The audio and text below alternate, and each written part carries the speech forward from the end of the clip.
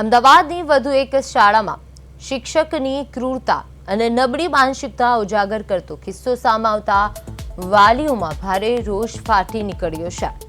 શહેરના ચાંદખેડા વિસ્તારમાં આવેલી અર્થ સ્કૂલમાં એક નિર્દોષ વિદ્યાર્થીને શિક્ષકે ફૂટપટ્ટી વડે બેરહમીથી ફટકાર્યો હોવાની ઘટના સામે આવી છે।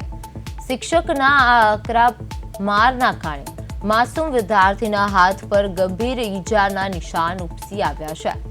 પીડિત બાળકના વાલીઓએ શાળા પ્રશાસન સામે ગંભીર આક્ષેપો કરતા જણાવ્યું છે કે ફ્રી પીરિયડ દરમિયાન તેમનું બાળક માત્ર બારીમાંથી બહાર જોઈ રહ્યું હતું, તેટલી સામાન્ય બાબતમાં શિક્ષકે આપોઆપ ગુસ્સો કરીને તેને ફટકારી દીધો હતો। હવે વાલીના મતે 2 દિવસ પહેલા પણ તેમને શાળાએ બોલાવીને તેમની સામે જ બાળકને ધમકાવવામાં આવ્યું હતું અને આ હિંસક ઘટનાના કારણે માસૂમ બાળક એટલો બધો ડરી ગયો છે કે તે હવે શાળાએ જવા જ તૈયાર નથી। ગઈકાલે મારેલા મારના નિશાન આજે પણ બાળકના હાથ પર સ્પષ્ટ દેખાઈ રહ્યા છે, જેને પગલે વાલીઓએ જવાબદાર શિક્ષક સામે કડક કાયદેસરના પગલાં ભરવાની માંગ કરી છે।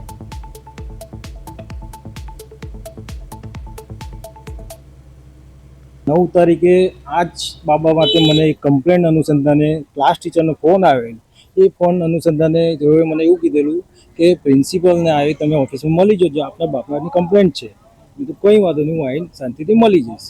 ઇન શોર્ટ મને એવી ગંભીરતા લાગી કે મારા બાબા પ્રત્યે એવું શું કૃત્ય થઈ ગયું છે ગંભીર, તો જેથી કરીને મારે જવું જ જોઈએ। એટલે હું એ જ દિવસે 9 તારીખે સવારે સ્કૂલના જ ટાઈમે પ્રિન્સિપલને મળવા આવી ગયો।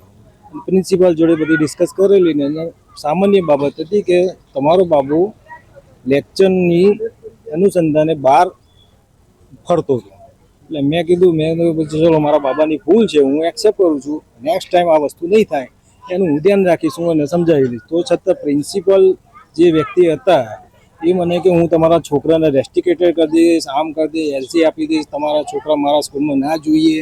હા, બીજા દિવસે 10 તારીખે સવારે છોકરો સ્કૂલે ગયો 8 વાગે, કયા કારણોસર મને જાણ થઈ છે કે કયા કારણોસર છોકરાને માર્યો એ મને હજુ કન્ફર્મ નથી, પણ મને વાયા એવું જાણવા મળ્યું બાબા થ્રુ અને બાકી બીજા અન્ય છોકરાઓ વિદ્યાર્થીઓ દ્વારા